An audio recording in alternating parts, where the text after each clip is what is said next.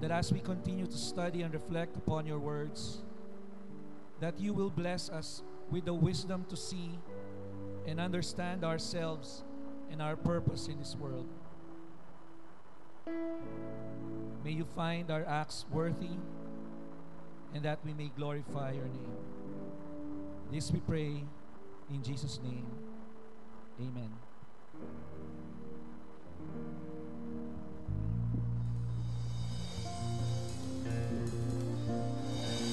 Amen.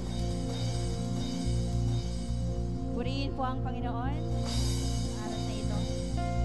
Una sa lahat, binabati ko po ang lahat ng mga mothers over there. Happy Mother's Day po. Yan. So sabi nga kanina dun sa verse, this is the time for us to celebrate, for the Lord is here. At it's not just Mother's Day, it's the Lord's Day as well. So, mas karapat-dapat nating ibigay ang lahat ng papuri at pasasalamat sa mga anak dyan. Ibalik natin ang pasasalamat sa Panginoon dahil binigyan tayo ng mga mapagmamahal na magulang, mapagmahal na ina, na kung hindi din dahil sa kanila, wala tayo dito. Amen? Amen. So, it's the time for us to worship the Lord and give back all the praises and thanksgiving. So, samahan niyo po akong purihin at ibalik sa Kanya ang lahat sa oras na ito. Amen. Sabi nga, this is a very familiar verse po.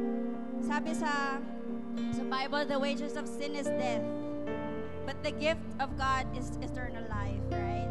So, hindi po ito,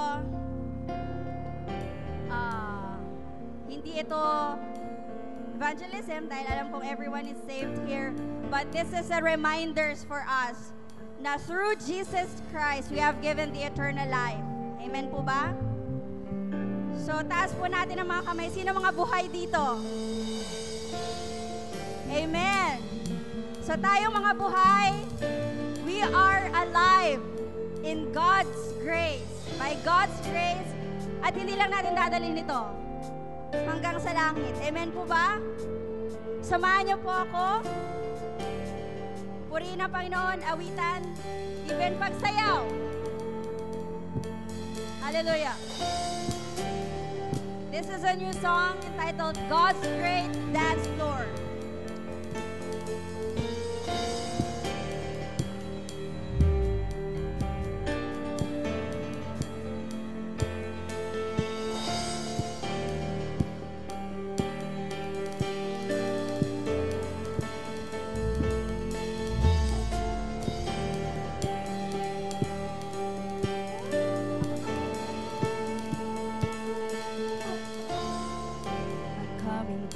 To the start.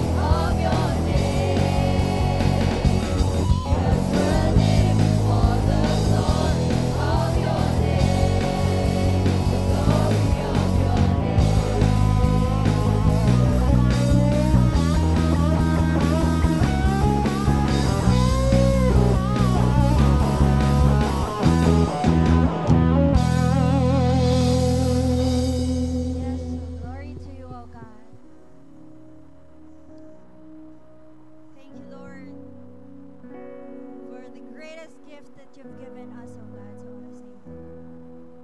You've given us the life, oh God, for us to worship and praise you, oh Lord. And you hear us, oh God.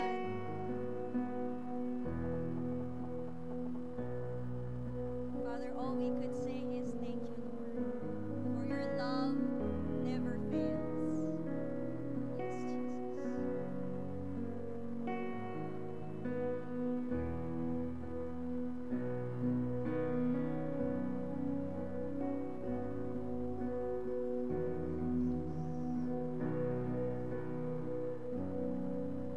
Your love never fails and never gives up, never ends out on me. Your love never fails, never gives up, never ends out on me. Your love never fails, it never gives up, never ends out on me.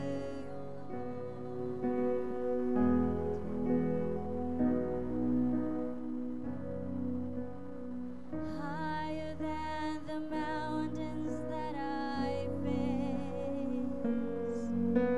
stronger than the power of the grave, constant to the trial and the change.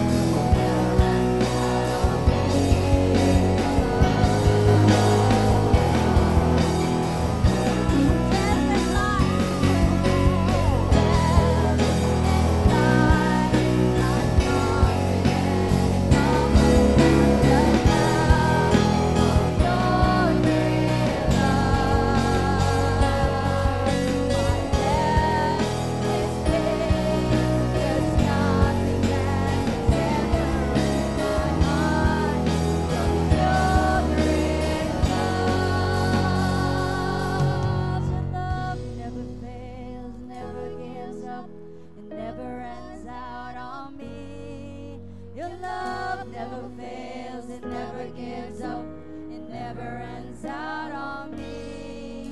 Your love never fails, it never gives up, it never runs out on me. Your love, your love never fails, it never gives up, it never runs out on me. Your love never fails, it never gives up, it never runs out on me. Your love never fails, it never gives up, it never runs out on me. Your love, oh Lord, in death and life, in death and life, I'm confident in all but my account of your great love. My love is pain, there's nothing that can separate my heart from your great love.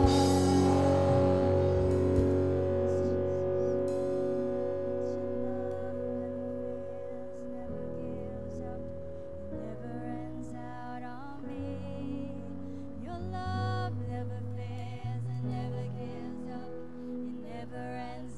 on me. Your love never fails, it never gives up, it never runs out on me. Your love, yes,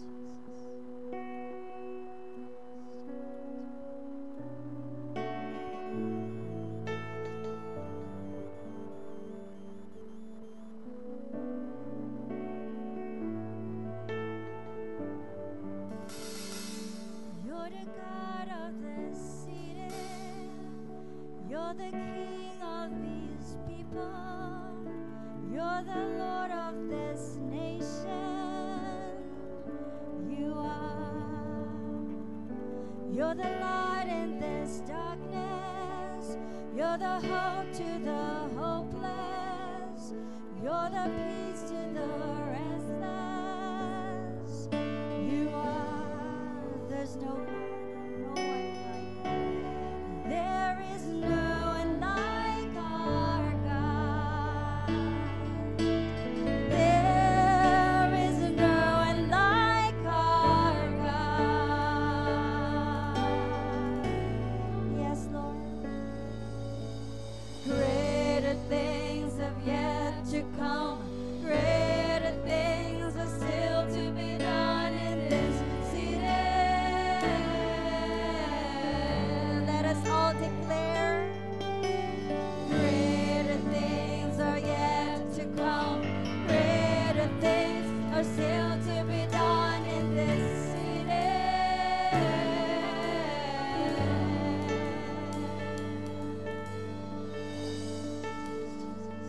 You're the God of this city. You're the King of these people. You're the Lord of this nation. You are. You're the light in this darkness. You're the hope to the hopeless.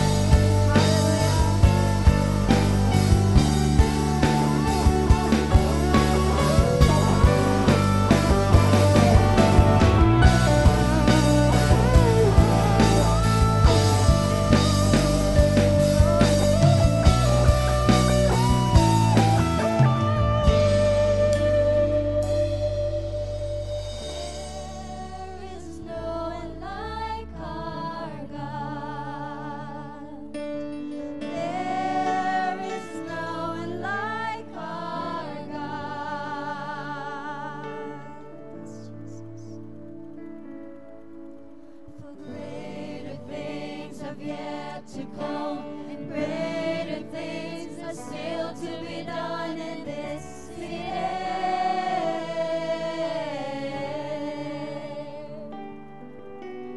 Greater things have yet to come, and greater things are still to be done in this city. Greater things have yet to come. Greater things are still to be done in this city.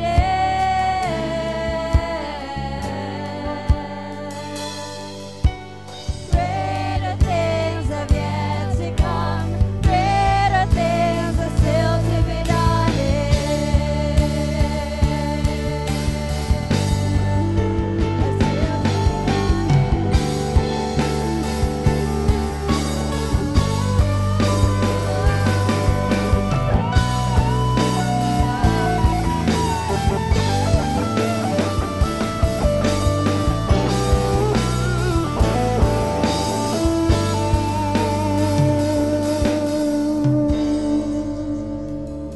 Thank you, Lord. We praise you, Lord. We magnify your name this morning.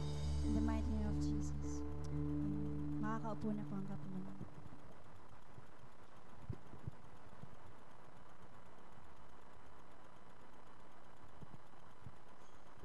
Patuloy nating sambahin ang ating Diyos sa diwa ng sama-samang pananalangin.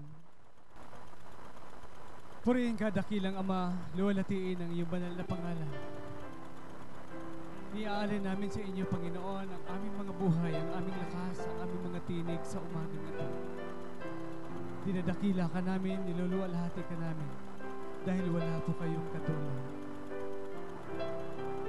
Aming Ama, sa umagang ito, muli narito po ang iyong mga anak, ang mga babae at lalaki na tinawag mo, na sa inyo pong biyaya ay tumatamasa ng kasaganaan,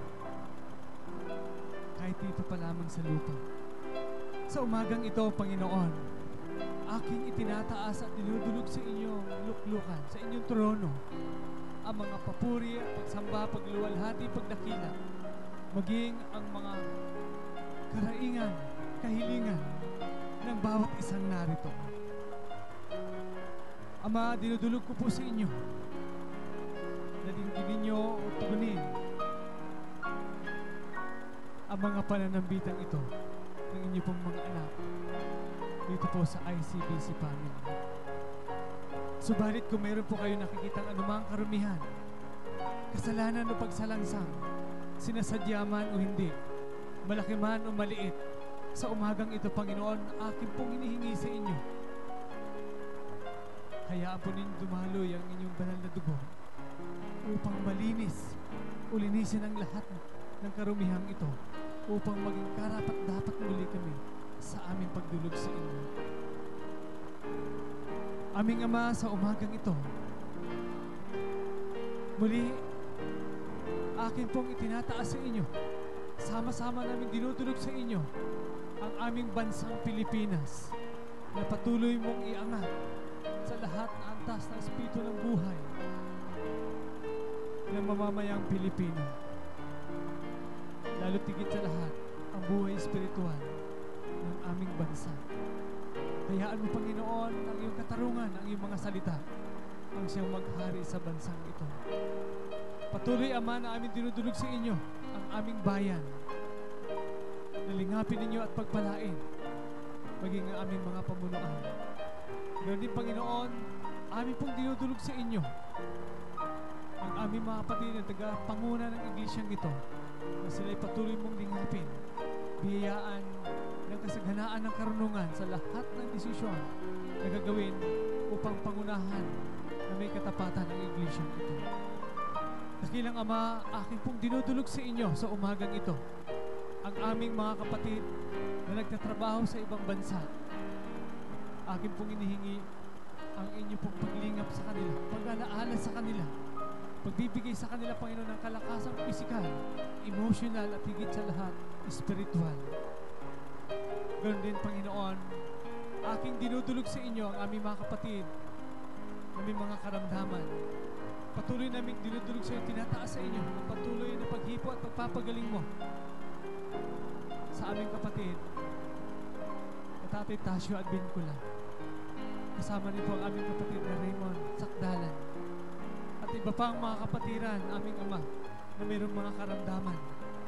Hindi ba namin nabanggit marahil sa aming kalagitnaan, hinihingi po namin na gumawa po kayo ng himala sa kanilang mga buhay upang maranasan ang kagalingan ito na nagmumula sa inyo.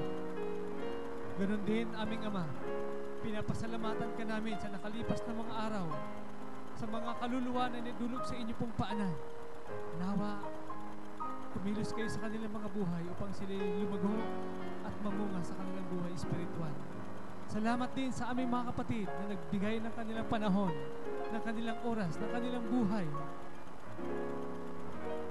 upang ipaglingkod sa inyo para sa iba. Salamat dahil sila po ang aming mga katuwang sa mga gawain ito. Pagpalain niyo po ang kanilang kalusugan, maging ang kanilang mga hanap buhay.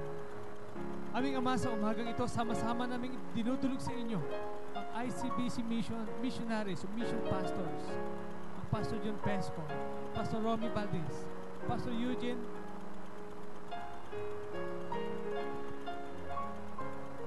Pastor Deo Melapre, Pastor Arnel Haley, Sister Baby Morales, at iba pa naming mga missionaries, Panginoon, under CBAPS. Lingapin niyo po sila, pagpalain ang mga gawa ng kanilang mga kamay, kasama ng kanilang kongregasyon, na sila po ay patuloy na lumago sa bilang, sumigla sa kanilang pananampalataya, at magkaroon ng pananaw na umabot pa ng maraming kaluluwa at magtayo ng marami pang mga simbahan. Lord, lingapin po ninyo ang kanilang mga pamilya. Dudulog ko rin po sa inyo, Panginoon, sa umagang ito ang aming outreach, especially na sa Lancaster and Biklatan, sa Manggahan. Patuloy niyong lingapin at palaguin. Patuloy, Panginoon, na bigyan ng ningas ang aming mga katuwang ng mga kapatiran upang abutin ang mga taong nais mong pagsamasamahin upang itayo ang iyong iglesia sa lugar na ito.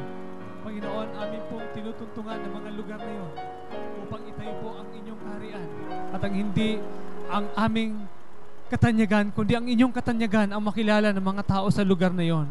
Pagpalain niyo po, Panginoon, ang pangunguna ng aming mga kapatid sa lugar na ito. Lord, ganun din ang ministeryo ng evangelism, ang ministeryo ng discipleship, ang ministeryo, Panginoon, ng worship ay aming dinudulog sa inyo sa umagang ito.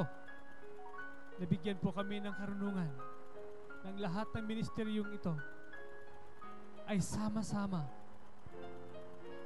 na isulong ang inyong gawain upang sa ganun makita na sa loob ng iglesyang ito ang aming pagkakaisa at pagkakasundo. Ama, sa umagang ito, higit sa lahat, sa natatanging araw, akin pong itinataas sa inyo ang lahat ng mga nanay sa loob ng iglesyang ito. Sa mga sandaling ito, Panginoon, pari po bang kumilos kayo, gumawa kayo ng kamanghamanghang bagay sa kanila pong mga puso, sa kanilang mga buhay upang madama nila ang kanilang kahalagahan, hindi lamang sa loob ng kanilang mga tahanan, kundi maging sa iglesyang ito. Lord, bendisyonan niyo po sila.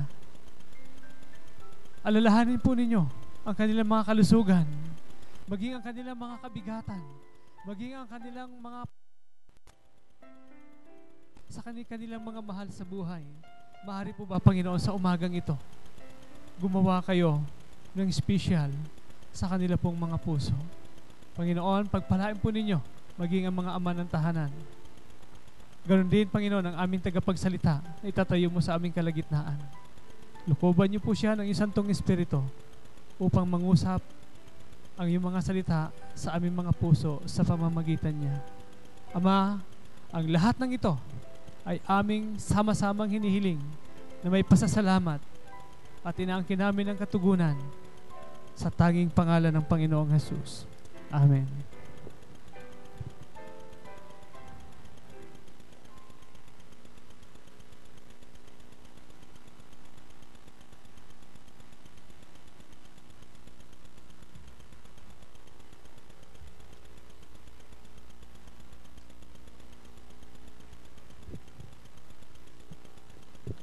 Hinihiling ko po na tumayong kapulungan para po sa ating pagbasa ng salita ng Diyos.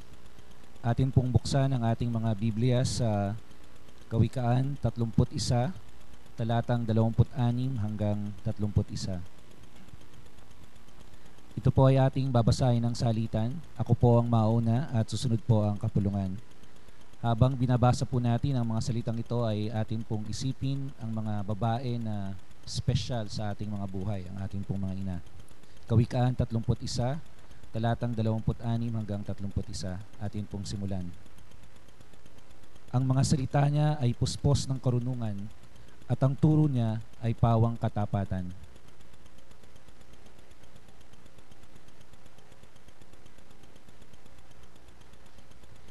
Iginagalang siya ng kanyang mga anak at pinupuri ng kanyang kabiyak.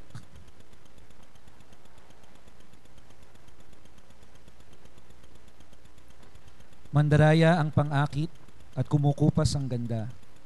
Ngunit ang babaeng gumagalang at sumusunod kay Yahweh ay pararangalan. Sabay-sabay po tayo. Ibigay sa kanya ang lahat ng parangal, karapat-dapat siya sa papuri ng bayan.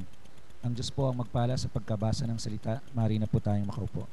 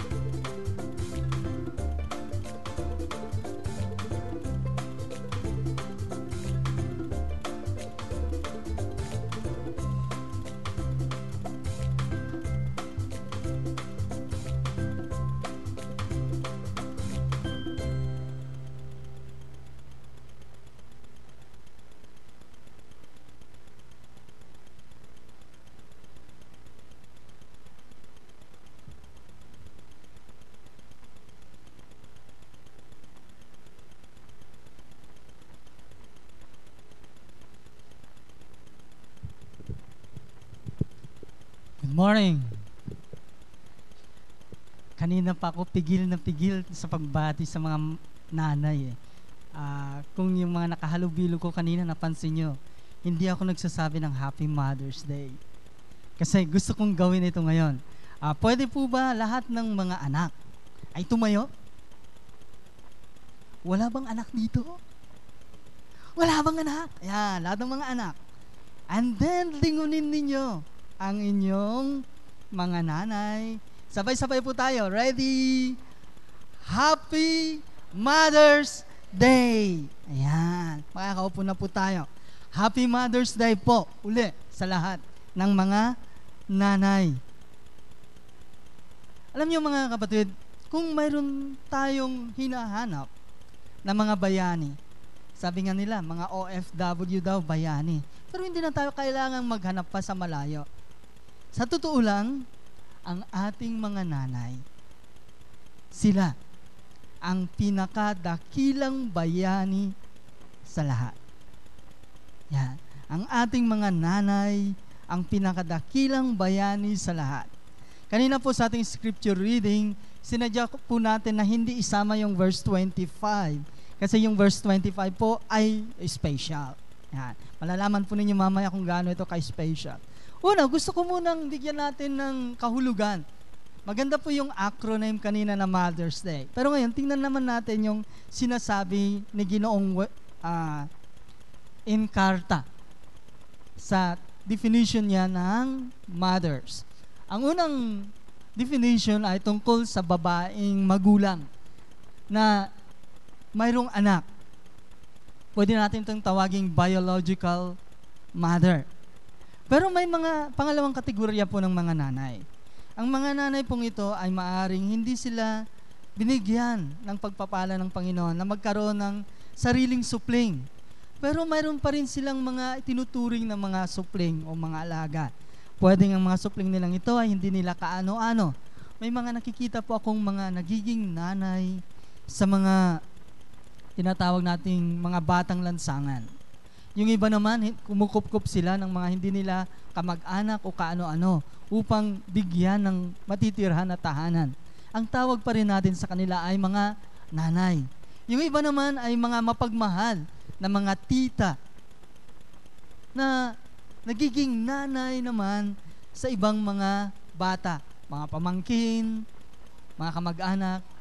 Kaya kung kayo ay mayroong pusong ina, mapagmahal, mayroong kayong inaalagaan, kayo po ay kasama doon sa ikalawang kategorya.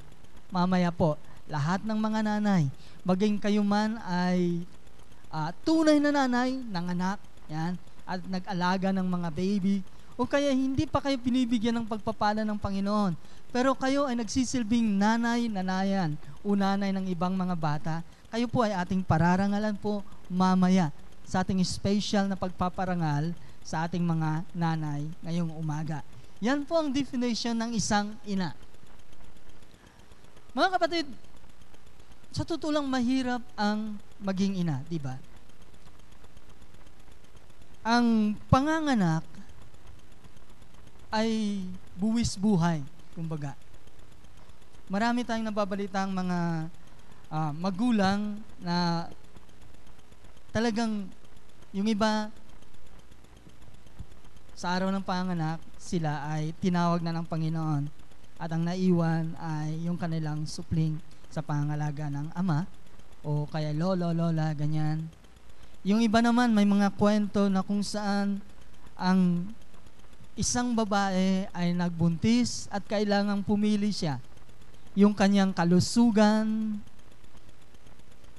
ang kanyang pansariling kaligtasan o yung maisilang niya yung kanyang supling.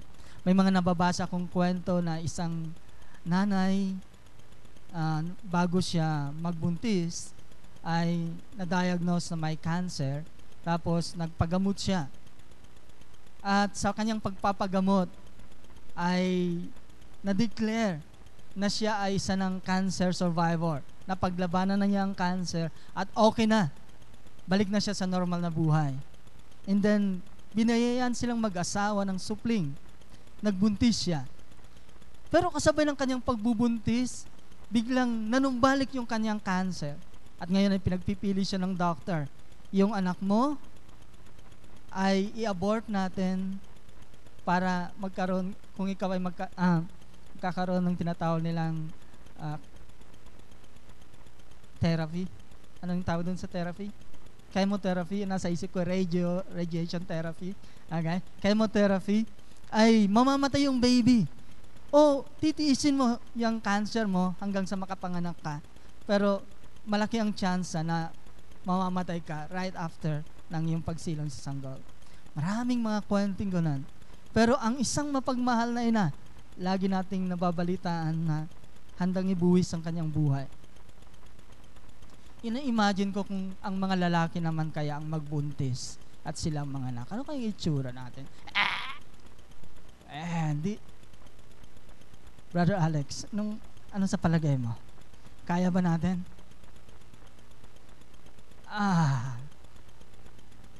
Sino ditong lalaki ang gustong magbuntis? Pakitaas ang kamay. Well, lahat tayo buntis na sa itsura, yung iba, okay? Pero yung mahirap, di ba? Sa mahirap maging ina. Pero may mas mahirap pa kaysa maging ina. Ang mas mahirap ay maging mabuting ina.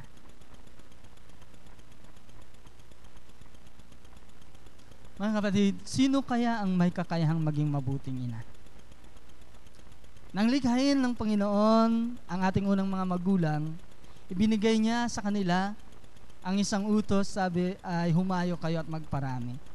Doon nakapaloob sa utos na yon ang isang implikasyon na bawat babae ay mayroong kakayahang maging mabuting ina. Lalo't higit pa nang ang isang babae, kung ang isang babae ay makakilala sa Panginoon. Dahil ang sabi po sa atin sa Biblia, kung titinan po ninyo sa 2 Korinto 5:17, nakalagay, ang sino mang na kay Kristo ay isa ng bagong nilalang. Ang lahat ng mga luma ay patapos na at ang bago ay parating. So, ang sinasabi po natin, kung mayroon mang mga babae na may pinakamalaking potensyal na maging mabuting ina, kayo yon na mga anak ng Diyos. Kayo na nakakilala sa Panginoon. Sa inyo pinagkaloob ng Diyos ang pinakamalaking potensyal, ang maging pinakamalaking bayani sa buhay ng mga henerasyon na susunod sa atin. Sino ang pwedeng maging mabuting ina? Pwede bang itaas mo ang kamay mo at sabihin, ako yun? Mukhang wala akong naririnig. Tayo yun, sabi niyo mga babae. Pero hindi ako kasama kasi lalaki po ako. Ano po? Ang mabuting ina. Pansinin po ninyo sa verse 25, kaya hindi ko po sinama ito. Pansinin po ninyo ang sinasabi sa atin sa verse 25. Gusto ko pong basahin sa atin. Marangal yan, at kapitapitagan ang kanyang kaanyuan at wala siyang pangamba sa bukas na daratal. Ang mabuting ina ay mayroong isang anyo. Ano kayang anyo ninyo mailalarawan ang isang mabuting ina? Ang sabi po sa atin ay marangal daw. Tingnan po ninyo ang inyong katabing nanay. Marangal bang itsura? Okay, sandali po. Huwag niyong isipin na ang pagiging marangal ay nakikita sa panlabas ninyo. Kasi ang pagiging marangal ay nasa kondisyon ng ating puso. Pwedeng ang isang baboy ay lagyan mo ng gintong singsing sa kanyang ilong. At lagyan mo siya ng kwentas na gawa sa pinakamataas na kalidad ng diamante na may palawit pang pinakamalaking ruby. Pero magiging marangal ba ang baboy na yon? Maliban lang kung siya nakatusok sa kawayan. Ay hindi. Pagkain na pala yon. Okay? Hindi sa anyo, hindi sa panlabas na anyo, kundi nasa kondisyon ng puso ng isang tao ang kanyang pagiging marangal. Katunayan, ang sabi po ng ating Apostol Pedro sa kanyang sinulat na aklat, ang kagandahan daw ng mga kababaihan ay hindi sa panlabas na kaanyuan, kundi sa kanilang puso, sa kanilang pag-uugali, sa kanilang pagmamahal sa Diyos at sa kanilang pagsunod sa kalooban ng Panginoon. Kaya naniniwala po ako, kaya kayo nandito ay dahil binigyan kayo ng Panginoon ng pusong marangal. Amen? Kasi ang pangako ng Panginoon, nang tayo makakilala sa Kanya, Kanyang binago ang ating puso, binigyan niya tayo ng bagong puso, hindi na pusong bato, kundi pusong pumipintig para sa ating Panginoong Diyos. Pusong marunong magmahal sa kanyang anak. Pusong marunong magmahal at maging tapat sa kanyang asawa. Yan ang puso na pinagkaloob sa atin ng Diyos. Yan ang binhi ng Panginoong Jesucristo na nasa atin. Yan ang binhi nating pinapalago sa pamamagitan ng ating mga panalangin, pag-aaral ng salita ng Panginoon, sa ating pagsamba, sa lahat ng ating ginagawa ay ating inaalagaan, ating pinapalago ang binhi ng Panginoong Jesucristo, ang bagong puso na tinanim niya sa atin. Nanay ka ba?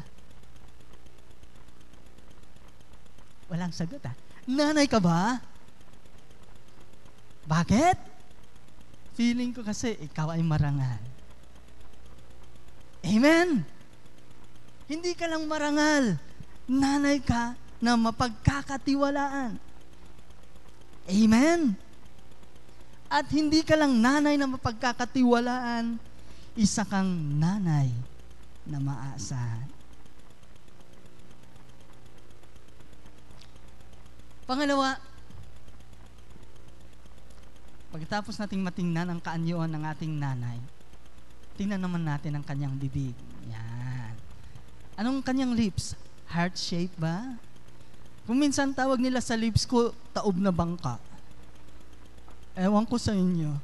Huwag lang lubog na bangka. Okay? Iba't ibang itsura ng lips.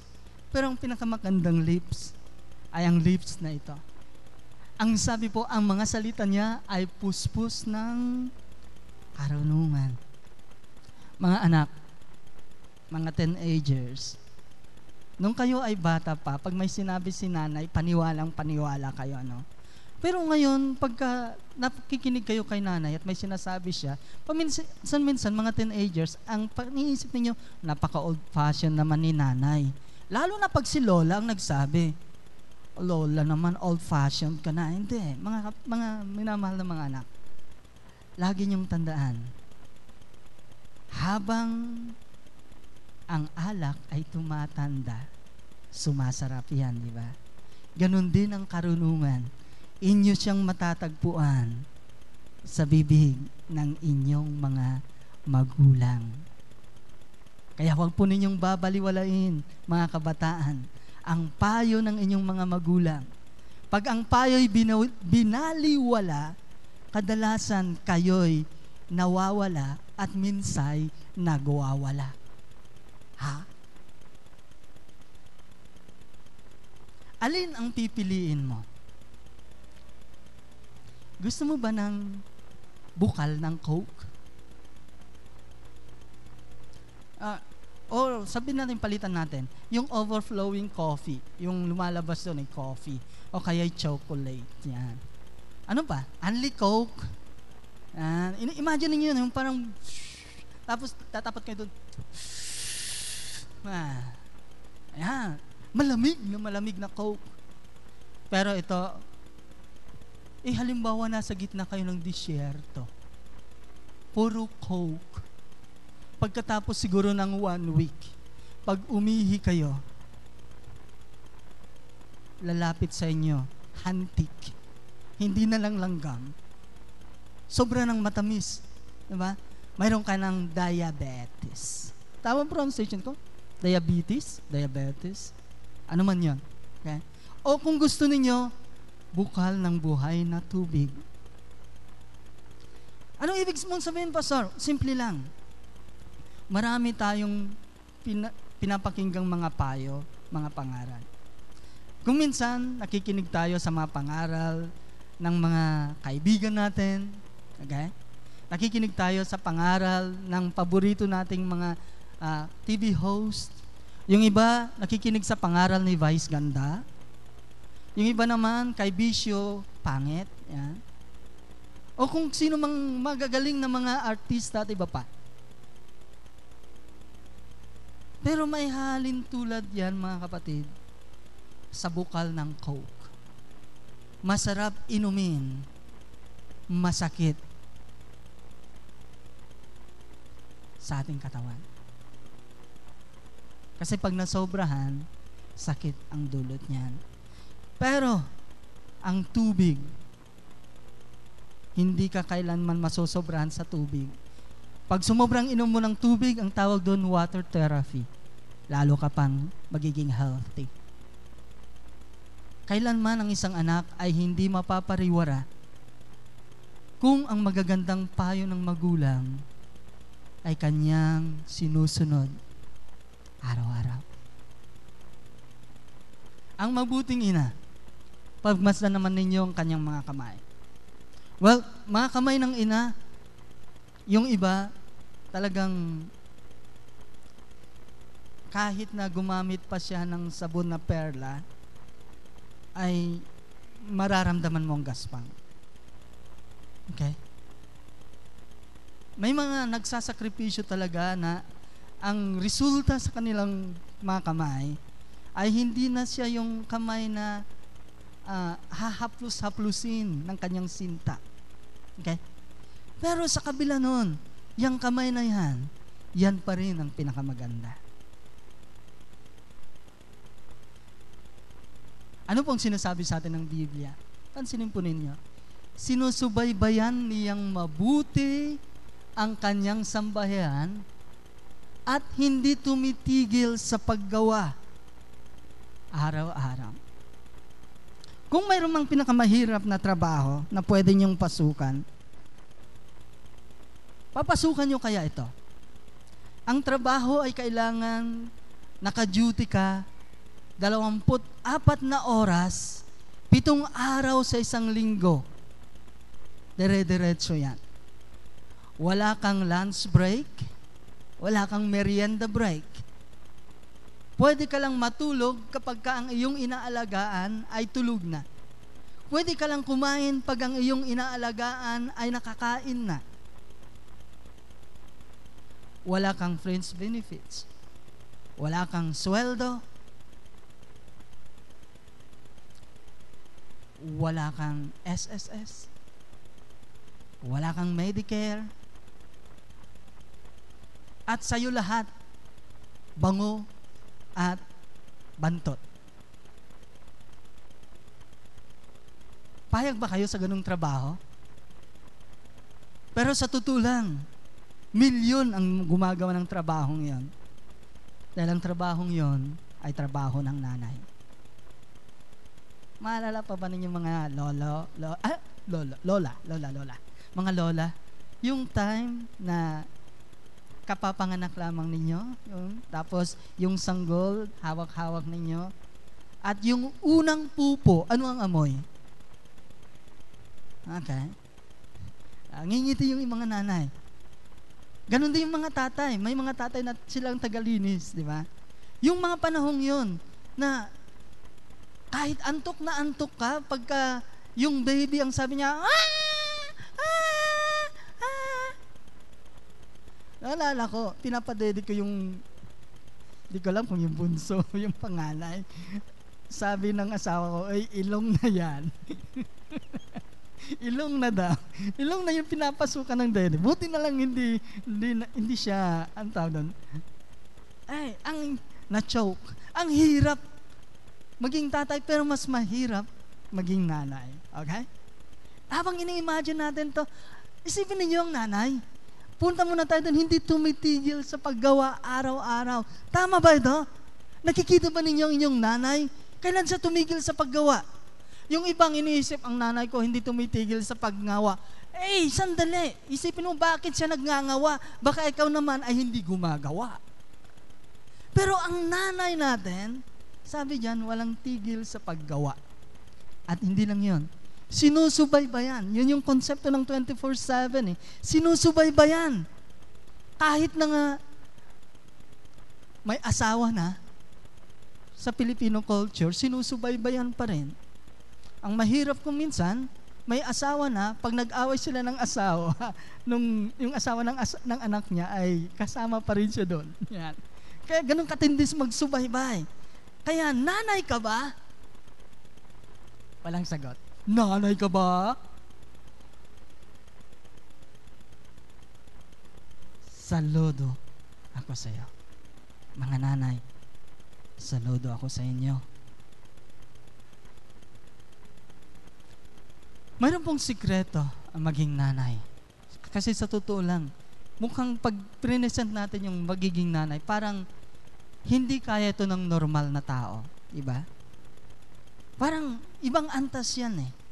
Pero mayroon pong sikreto kung paano ka magiging isang tunay na mabuting nanay. At ito ay makikita natin sa Kawikaan 31 verse 30. Ang sabi po sa atin, mandaraya ang pang-akit at kumukupas ang ganda. Ngunit ang babaeng gumagalang at sumusunod kay Yahweh ay pinaparangalan. Una, yung ibang mga nanay, ang akala nila, ang pamamaraan upang maging sikat kang nanay, maging mabuti kang nanay, ay sa pamamagitan ng pagiging mapang-akit. Yan. o pagiging maganda. Kaya usong-uso nga ngayon ang papaya, di ba? May sabong papaya, ano pa? Shampoo na papaya, mayroon na ba? May lotion na papaya. Ano pang mga kasunod? May pagkain din papaya. Pampapayat daw yun. Okay? Pero ako natuklasan tungkol sa papaya. Ang papaya ay mabilis tumubo, mabilis lumaki, mabilis mamunga, mabilis ding mamatay. Tama? Mandaraya ang pang-akit at kumukupas ang ganda. Kaya kahit na anong gawin nyo, papaya man yan o anumang pamamaraan, kukupas din ang inyong ganda. Okay? At magiging kanta nyo, o kay bilis namang maglaho ang papaya mo, sinta. Teka. Ganda pala yun, ganda. Daig mo pa ang isang, ewan ko. Kasi, mali ang focus. Kung ang focus mo ay sa mga bagay-bagay na physical, upang ikaw ay maging isang mabuting ina,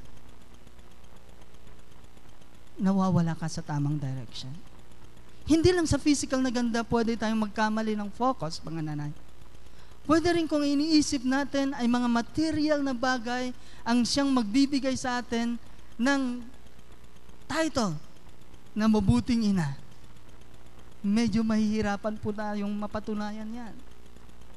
Kasi marami pong mga nanay ang billionaire o millionaire, pero sa dulo ng kanilang buhay sila'y nalulungkot kasi ang nasasabi nila, hindi ako naging mabuting ina. So paano ang sikreto ng isang tunay na mabuting ina? Pansinin po ninyo sa dulong bahagi, ang sinasabi po, ngunit ang babaeng gumagalang at sumusunod kay Yahweh ay pinaparangalan. Gumagalang at sumusunod kay Yahweh. Mga nanay, ang ina na, lagdagan natin, tunay na sumasamba ay talaga namang lalong gumaganda. Gumaganda bang katabi mo? Isa lang tsak ko dyan. Tunay na sumasamba yan. Gumagwapo ba ang asawa mo? Bumabango ba siya? Kung ang dahilan ay pagsamba, magalak ka. Pag amari ang dahilan, magtaka ka. Lalo na pag lumalabas yan, yan ang amoy niya. Di ba? Ang ina na sumasamba ay tunay na gumaganda. Ngayon naman pag-usapan natin ang gantimpala ng isang mabuting ina. Ayon po sa Kawikaan 31 verse 28, iginagalang siya ng kanyang mga anak at pinupuri ng kabiyak. Alam po natin na ang Proverbs ay hindi yan promise, kundi general principle. Pag-usapan muna natin, kundi general principle, pag-usapan natin yung exception to the rule. Dahil in every principle, there is an exception, di ba? Paano naman? Marami tayong mga alam na kwenta na mabuti siyang ina, pero ang problema ay hindi siya, kundi yung kanyang mga anak. May mga ina na sa kabila ng pagiging mabuting magulang, pagiging nakasentro sa Panginoon, mapagmahal sa Panginoon, pero may mga anak na hindi gumagalang sa Kanya. Ibig bang sabihin nun ay hindi siya naging mabuting nanay? Hindi. Kasi nandun siya sa exception to the rule. Anong gagawin mo bilang nanay? Halimbawa, hindi ka iginagalang ng iyong mga anak. Pagkatapos mong saliksikin ang iyong puso, at nakita mo sa iyong puso talaga na ikaw naman ay nakasentro sa Panginoon. Pero mayroon talagang ganung mga pangyayari, magkakaroon ng problema. Ang sagot, lagi mong hanapin sa Panginoon ang iyong kagalakan. Huwag mong hanapin sa iyong mga anak. Mapro-frustrate ka lamang. Pero kung ang kagalakan mo ay nakasentro sa Panginoon, anuman ang mangyari, hindi maaagaw sa iyo ang iyong kagalakan at mananatili sa iyo ang pagpapala ng Diyos. At ang magpupuri sa iyo, ang gagalang sa iyo, ay ang ating Ama na nasa langit. At ikaw ay kanyang papalakpakan sa iyong pagbabalik sa Kanya, pag-uwi mo at Kanya kang gagantimpalaan. Imagine po ninyo ito, mga kapatid. Nung panahon na nandito ang Panginoong Hesukristo, di ba? Maraming mga tao siyang nakahalubilo. Isang araw, kasama niya lahat ng kanyang mga alagad. Pumunta sila sa templo. Pinapanood ng Panginoon sa isang lugar yung mga mayayaman na naglalagay ng kanilang mga kaloob doon sa baul na pinagbibigyan ng mga kaloob. Nakikita niya yung mga mayayaman naguhulog ng limpak-limpak na mga ginto, mga pera, ginto, mga kayamanan nila. And then, mayroong isang babaeng balo. Isipin niyo, bakit yung babaeng balo ang sininggle out ni Jesus Christ? Babae, balo. At take note, ang konsepto ay naghihirap siya. Hindi natin alam kung bakit siya naghihirap. Kung siya ay isang ina, maaaring lahat ng kanyang mga anak ay namatay o ano pa man ang pangyayari. Pero halimbawa, mayroon siyang mga anak pero hindi pa rin siya inaalagaan. Di ba? Pwedeng ganun ang kanyang senaryo. Pero ang babaeng ito ay sininggle out ng Panginoon. Sabi niya sa kanyang mga alagad, hali kayo. May gusto akong ipakita sa inyo. Nakikita ba ninyo yung babaeng yon, yung balong yon? Naglagay lamang siya ng iilang sentimo. Pero sasabihin ko sa inyo, sabi ng Panginoon, pagsama-samahin man lahat ng ibinigay, ng lahat ng nagbigay sa templo ngayong araw na ito, hindi pa rin ito makakatumbas doon sa ibinigay ng babaeng balo.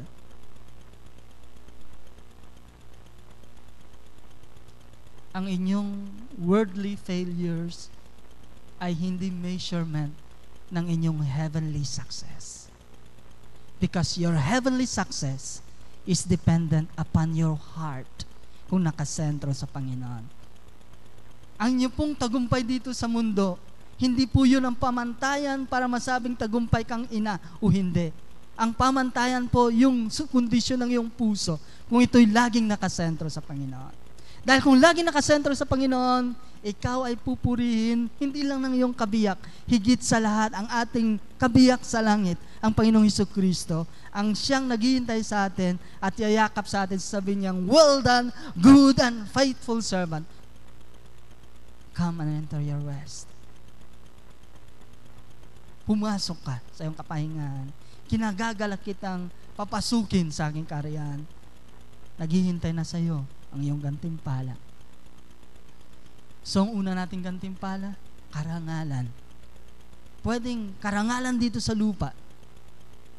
May naalala akong kwento. Nabasa ko ito sa 1077 illustration o 10,077 illustration book. At narinig ko rin ito na kunento sa akin ng isang kasamahan natin dito sa church. Similar na kwento. Ito ay kwento ng isang ina nang siya ay tumanda na. Sabihin na natin nasa 85 or 90 years old na siya. Wala ni isa man sa kanyang mga anak ang gustong kumupkup sa kanya. Isipin niyo yun? Walang gustong kumupkup sa kanya. Doon sa kwento sa aklat, ang ginawa ng mga anak niya ay dinala ito sa home for the aged. At doon siya tumira. Pero yung nanay na ito, hindi siya nawalan ng galak sa kanyang puso. Sinentro pa rin niya ang kanyang buhay sa Panginoon. At doon sa home for the aged, siya yung naging nanay ng iba pang mga nanay na nandun. Nakatagbo pa rin siya ng gawain para sa Panginoon doon sa home for the aged. Naging inspirasyon pa rin siya doon. Kung hindi man siya binigyan ng tamang pagpapahalaga ng kanyang mga anak, ang pagpapahalaga niya ay nasa Panginoon at nasa mga taong kanyang dinadamayan at tinutulungan. Yan ang ating mga mabuting ina. Kawikaan 31 verse 28. Ang kanyang gantimpala, nakita natin, Kawikaan 31 verse 29. Ang sabi po, at nagsasalita na po dito yung gumawa ng kawikaan. Ang sabi niya, maraming babae na mabuting asawa, ngunit sa kanila ay nakakahigit ka. Okay, anong ibig sabihin nito? Pag binasa po ninyo, kayo bilang anak, pag binabasa niyo itong passage na ito, ang tinutukoy niyan ay ang inyong sariling ina. Maraming mga ina sa mundo, pero iisa lang ang inyong ina. At para sa inyo, dapat wala nang hihigit pa sa inyong ina. Kung mayroon mang bayani sa inyong puso, yan ang inyong ina. Kung mayroon man kayong hahangaan, yan ang inyong ina. Bakit? Kasi yan ang regalo ng Diyos sa inyo. At ang inyong pagpapahalaga at pagpaparangal sa inyong mga ina ay ang pagpapahalaga rin at pagpaparangal ninyo sa Diyos na nagbigay sa inyo ng regalo. Ang regalo niya ay ang inyong nanay na nasa inyong tabi o nasa inyong tahanan, na siyang nagmahal sa inyo mula nang kayo'y sumilang hanggang sa siya ay pauwiin ng ating Ama. Yan ang ating ina. Ano ang gantimpala ng ating ina? Sabi po sa atin, sa pinaka-finaling verse, 31 verse 31, ibigay sa kanya ang lahat ng parangal, karapat dapat siya sa papuri ng bayan. Ngayon pong umaga, paparangalan po natin ang ating mga ina.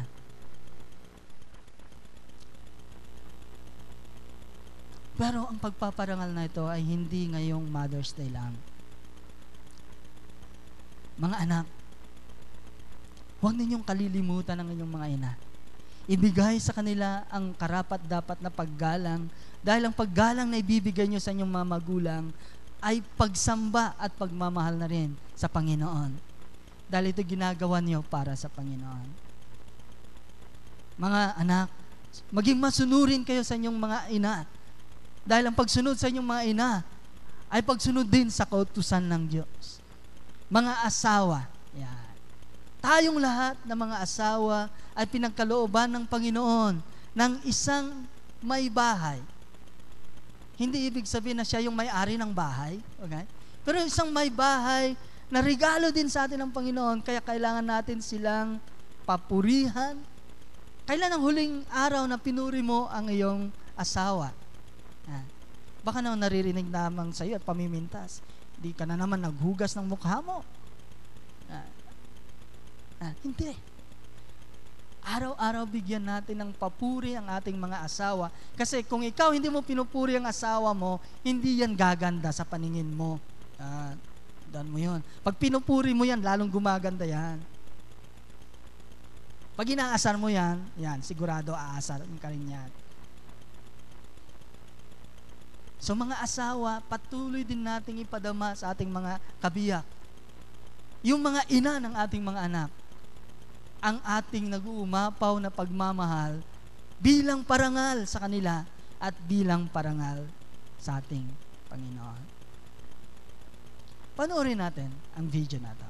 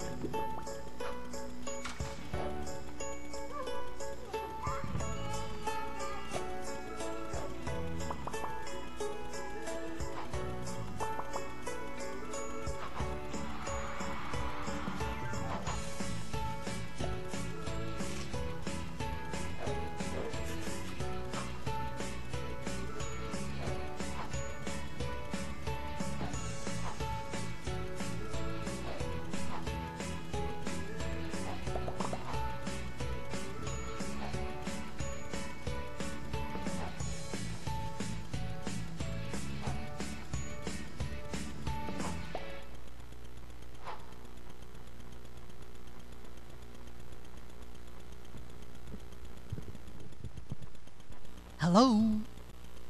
Okay, walang nakarinig. Hello? Happy Mother's Day po ulit. Tulad ng sinabi ko, may dalawang category ng nanay, di ba? Yung una, yung nagsisilbing nanay sa mga hindi nila supling. Pwede po bang tumayo po yung mga nasa ganong kategorya? Hindi po nyo supling yung mga inaalagaan nyo, pero kayo pa rin ang nagsisilbing nanay. Yan. Pwede pong tumayo. At kayo po ay bibigyan natin ng parangal. Okay po, huwag po kayong mahiya. Wala pa po, maring wala kayong supling. Pero kayo po ay tumatayong mga nanay-nanayan ng ibang mga bata. Okay. Bibigyan po kayo ng bulaklak ng ating mga ushers. Ayan po. Pakitaas po yung kamay para makita po kayo. Yan. Ayun po, mayroon pa po dito doon, mga ushers. Yan. Happy Mother's Day po sa inyo. Doon po. Yan. Mayroon pa doon. Yan. Lahat na po ba ay nabigyan? Taas po ang kamay para makita po kayo. Doon sa taas, mayroon din ba nagbibigay sa taas? Mayroon, doon po, mayroon doon sa, isang nanay doon sa likod. Pakiabutan po ng bulaklak. Yan. Happy Mother's Day po sa inyo. Pagpalain po kayo ng Panginoon. Kayong mga nanay na mapagmahal kahit sa hindi ninyo mga tunay na supling. Ngayon naman po, tumayo po lahat ng mga nanay, biological mother. Lahat po kayo tumayo at kayo po rin ngayon ang ating pararangalan. Lahat na po ng mga nanay, lola, yan.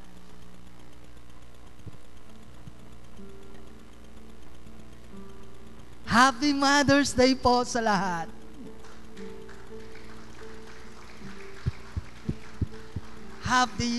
Happy Mother's Day.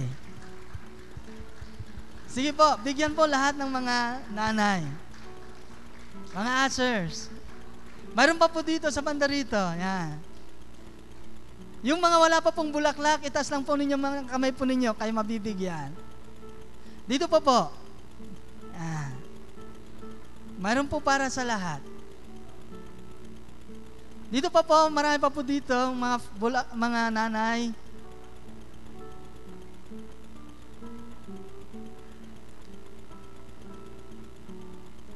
Dito pa po, sa harap, bandang harapan po. Pakitaas po ang kamay ng mga wala pa pong bulaklak. Dito pa po, marami-rami pa. Yan. Okay, yung mga may bulaklak na po, pwede na po kayong maupo. Yung mga walang bulaklak po, ang manatiling nakatayo para makita po sila ng ating mga ushers. At habang dinidistribute po ang mga bulaklak,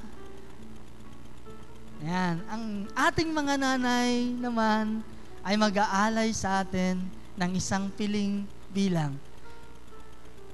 Mga bulaklak pa po dito, pakibigyan pa po, marami-rami pa po dito sa harapan. Marami pa po dito sa harapan. Yung mga nakatayo po dito sa harapan, wala pang mga bulaklak. Yan. Dito pa po, ayan.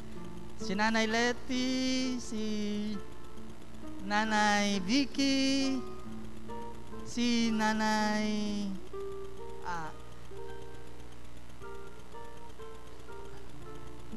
mayroon pa pong isa dito sa harapan. Tumayo lang po, Nay, para mabigyan po kaya. Mayroon na po kayo? Nay, yan. Lahat na po ba ay nabigyan? Ayaw po naming may mamiss na nanay. Pakitaas po ang kamay ng nanay na wala pang bulaklak.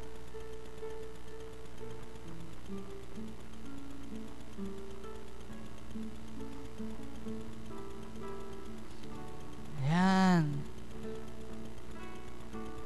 Doon po sa taas, may mga nanay pa pong walang bulaklak sa taas. Marami pa po sa taas ang walang bulaklak. Oh. Okay. Tayo po ay manalangin, magpasalamat sa Panginoon. Maraming salamat po, aming Ama, sa aming mga ina, na yung regalo para sa bawat isa sa amin. Pagpalain mo po ang bawat na narito ngayon. Ibuhos sa kanila ang iyong pag-ibig, pagpapala, kalakasan, katalinuhan, kalusugan, mahabang buhay, kasaganaan. Sa pangalan ni Jesus.